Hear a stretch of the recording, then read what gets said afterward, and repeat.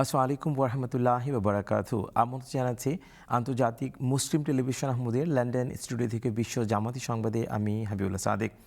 বরাবরের মতো আজও প্রথমে থাকছে হুজুর আনোয়ার আয়দাল্লাহ তাআলা বেনাসিল আজিজ প্রদত্ত জুম্মার খুতবা সারমর্ম।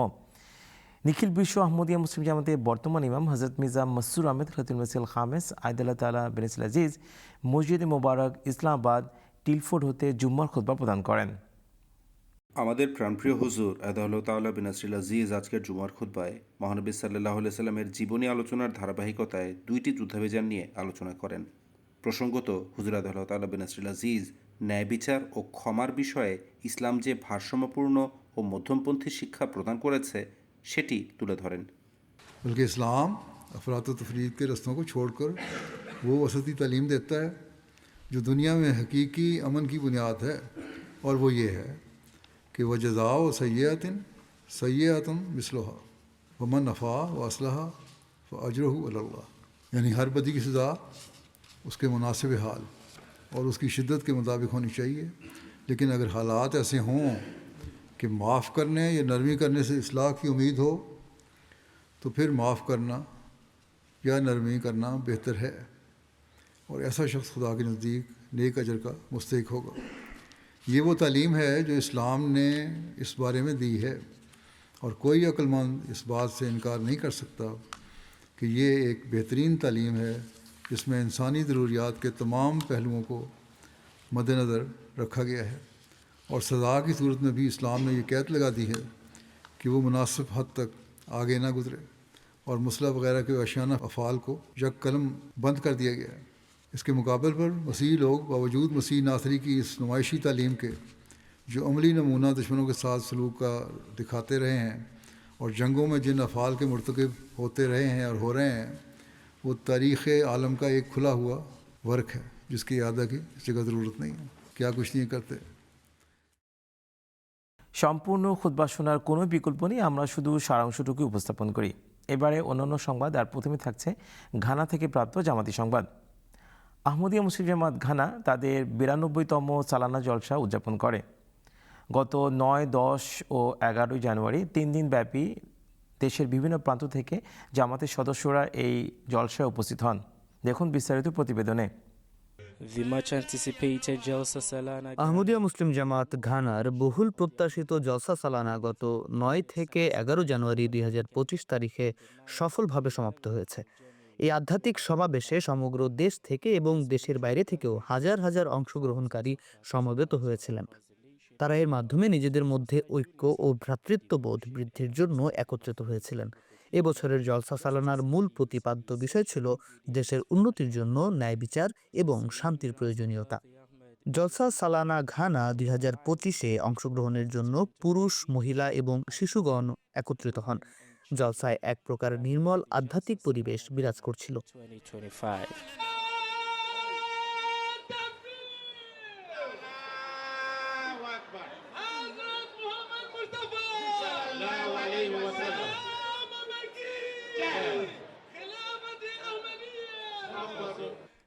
এই বছরের জলসা সালানায় বেশ কয়েকটি অনুষ্ঠানও আয়োজন করা হয়েছে। প্রতিদিনের কার্যক্রমের কেন্দ্রবিন্দু ছিল বাজামাত তাহাজ্জুদ নামাজ, যা আদায়ের মধ্য দিয়ে প্রতিটি দিন শুরু হয়েছে, আর হাজার হাজার মানুষ কাঁধে কাঁধ মিলিয়ে তা আদায়ের মাধ্যমে ইসলামের ঐক্য ও আত্মনিবেদনের চিত্র তুলে ধরেছেন। জলসার প্রথম দিন ঘানার রাষ্ট্রপতি মহামান্য জন ড্রামানি মাহামা সম্মানিত অতিথি হিসেবে উপস্থিত ছিলেন। তার ভাষণে তিনি বলেন, This occasion marks the 92nd annual Jalsa Salana of the Ahmadiyya Muslim. এই জলসা ঘানার আহমদিয়া মুসলিম জামাতের 92তম বার্ষিক জলসা। এটি ন্যায় বিচার, শান্তি এবং একতার মতো গভীর মূল্যবোধ সমূহের উপর দৃঢ়ভাবে প্রতিষ্ঠিত। জলসার মূল প্রতিপাদ্যই হচ্ছে দেশের উন্নতির জন্য ন্যায় বিচার এবং শান্তির প্রয়োজনীয়তা। এই জলসায় কেবল এসব বিষয় নিয়ে আলোচনাই হয় না, বরং সকলকে এসব বিষয়ে ভাবতেও অনুপ্রাণিত করে।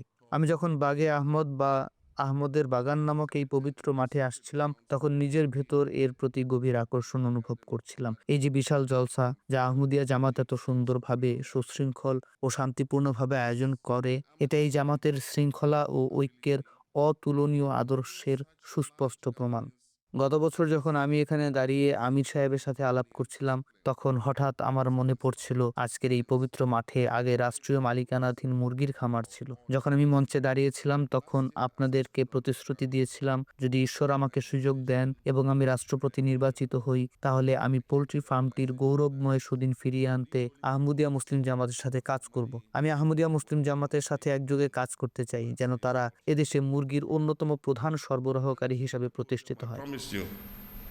Jalsa witnessed series of inspirational এই জলসায় আহমদিয়া মুসলিম জামাতের মোবাল্লিগগণ ঈমানুদ্দীপক বক্তব্য প্রদান করেন। এই জলসায় একটি সুন্দর আকর্ষণীয় প্রদর্শনীরও আয়োজন করা হয় যেখানে আহমদিয়া মুসলিম জামাতের গৌরবময় ইতিহাস, অর্জন, বিভিন্ন ধর্ম নিয়ে পর্যালোচনা, ওসিয়ত, ওয়াকফে নও, হিউম্যানিটি ফার্স্ট ইত্যাদি বিষয়ে তুলে ধরা হয়। প্রদর্শনীটি জলসায় অংশগ্রহণকারীদের বিশ্বব্যাপী আহমদিয়া মুসলিম জামাতের যেসব অবদান সে সম্পর্কে সুন্দর একটি ধারণা দেয়। জলসা চলাকালীন আরেকটি গুরুত্বপূর্ণ আয়োজন ছিল স্বেচ্ছায় রক্তদান কর্মসূচি। আলহামদুলিল্লাহ 1300 জনেরও বেশি সদস্য জীবন বাঁচানোর জন্য রক্ত প্রদান করেন।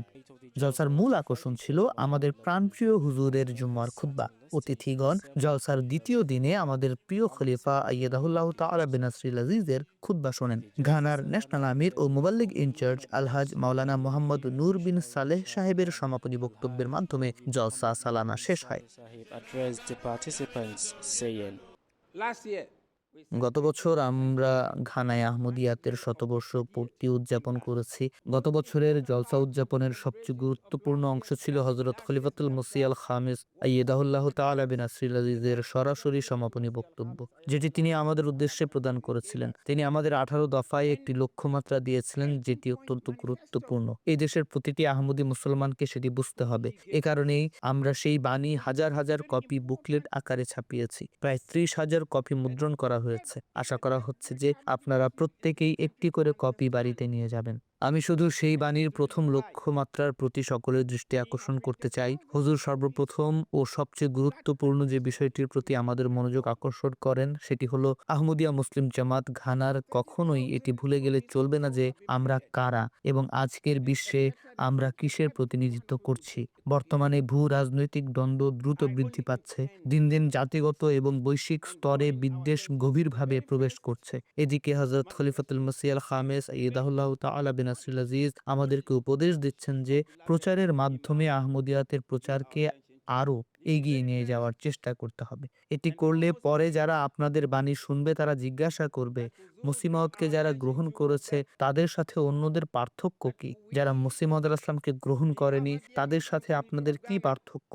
যখন তারা আপনাদের কথা শুনবে তখন আপনাকে এই বিষয়ে হাজারো প্রশ্ন করবে। হুজুর বলেন যারা আপনাদের কথা শুনবে তারা আপনাদেরকে পর্যবেক্ষণও করবে, তারা আপনাদের গভীরভাবে লক্ষ্য করবে। আপনারা তাদেরকে আল্লাহর দিকে ডাকছেন কিন্তু আপনারা নিজেরাই আল্লাহর নৈকট্য অর্জন করছেন কিনা, সত্য সত্যই আল্লাহর প্রকৃত ভালোবাসার অধিকারী কিনা সেটি তারা যাচাই করার চেষ্টা করবে।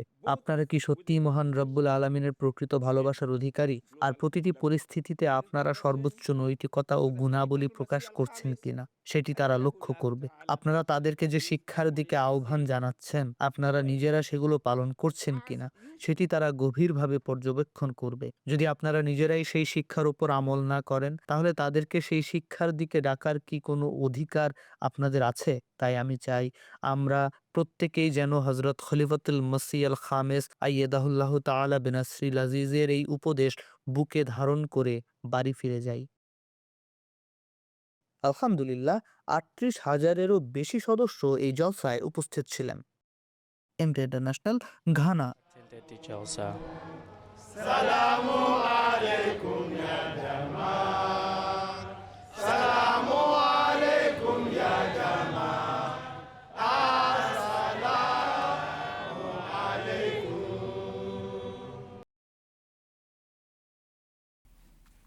আজকের আয়োজনে সবচেয়ে থাকছে পাকিস্তান থেকে প্রাপ্ত জামাতি সংবাদ। গত 16 জানুয়ারি আহমদিয়া মুসলিম জামাত পাকিস্তানের একটি মসজিদ স্থানীয় প্রশাসনের উপস্থিতিতে ভেঙে ফেলা হয়। দেখুন বিস্তারিত প্রতিবেদনে।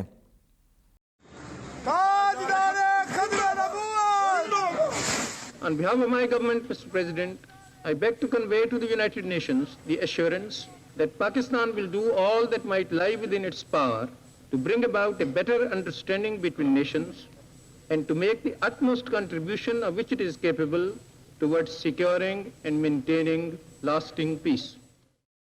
পাকিস্তানের প্রথম পররাষ্ট্রমন্ত্রী স্যার চৌধুরী মোহাম্মদ জাফরুল্লাহ খান সাহেব জাতিসংঘে একটি ঐক্যবদ্ধ ও শান্তিপূর্ণ বিশ্বের জন্য একটি আশাব্যঞ্জক দৃষ্টিভঙ্গি তুলে ধরেছিলেন। কিন্তু কয়েকদিন আগে শিয়ালকোট জেলার ডাসকায় যা হলো তা ইতিহাসের ভয়ঙ্কর এক অধ্যায়। একটি মসজিদ যেটি মূলত স্যার চৌধুরী মোহাম্মদ জাফরুল্লাহ খান সাহেব নির্মাণ করিয়েছিলেন, আর তা পাকিস্তান সৃষ্টির পূর্বে নির্মাণ করা হয়েছিল, সেটিকে কিছুদিন আগে ধ্বংসস্তূপে পরিণত করা হয়েছে। সরকারি ভূমি অধিগ্রহণের অজুহাতে এখানকার আহমদিয়া মসজিদ ভেঙে ফেলা হয়েছে। যদিও স্থানীয় আহমদিয়া জামাত স্বেচ্ছায় একথা মেনে নিয়েছিল, মসজিদের কোনো অংশ যদি আইনগতভাবে ভেঙে ফেলতে ও পুনর্নির্মাণ করতে হয় তবে তাই করা হবে, কিন্তু প্রশাসনের খামখেয়ালি তাতে ক্ষান্ত হয়নি। গত 16 জানুয়ারি সন্ধ্যায় কোনো পূর্ব নোটিশ ছাড়াই স্থানীয় প্রশাসন, পুলিশ এবং ভারী সাজ সরঞ্জাম নিয়ে হাজির হয়। এলাকার বিদ্যুৎ বিচ্ছিন্ন হয়ে যায়, রাস্তা অবরোধ করা হয়। এরপর 4 ঘন্টা অভিযান চালিয়ে কেবল মসজিদের অতিরিক্ত অংশই অপসারণ নয়, বরং পুরো মসজিদটিকেই সম্পূর্ণ গুঁড়িয়ে দেওয়া হয়েছে। মসজিদের আশেপাশে বসবাসকারী 32টি আহমদি পরিবারের জন্য এই মসজিদটি কেবল ইট পাথরের তৈরি এক স্থাপনা ছিল না, বরং এটা ছিল তাদের শান্তির নীড়, তাদের ইতিহাস। স্যার জাফরুল্লাহ খান যে আদর্শের কথা বলেছিলেন, শান্তি, ঐক্য এবং সম্প্রীতি, সেটির এক জাজ্বল্যমান প্রতীক ছিল এই মসজিদ। প্রত্যক্ষদর্শীরা জানিয়েছেন, মসজিদ ধ্বংসের সময় উগ্রপন্থী মোল্লারা তামাশা দেখছিল এবং খতমে নবুয়তের স্লোগান দিচ্ছিল।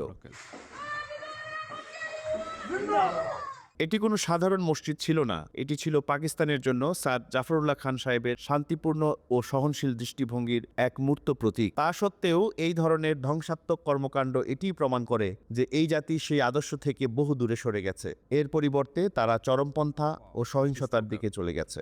ये मस्जिद पुरानी बनी हुई है, पार्टीशन से पहले की बनी हुई थी और चौधरी जफरुल्लाह खान साहब के नक्शत बनवाई थी। बहरहाल ये आजकल अब इस हद तक बढ़ गए हैं, अल्लाह ताला ही है जो इनकी जल्द पकड़ के सामान पैदा फरमाए और इनके मगर इन लोगों पर उल्टाए। इसलिए अहमदियों को ख़ास तौर पे पाकिस्तान के अहमदियों को बहुत ज़्यादा दुआओं की ज़रूरत है, इस तरफ तवज्जो दें। এরই সাথে শেষ হচ্ছে বিশ্ব জামাতি সংবাদ। সংবাদ বিভাগের পক্ষ থেকে সবাইকে শুভেচ্ছা জানিয়ে এবং পরবর্তী সংবাদ শোনার আমন্ত্রণ জানিয়ে আজকে এখানে বিদায় নিচ্ছি। আসসালামু আলাইকুম ওয়া রাহমাতুল্লাহি ওয়া বারাকাতুহু।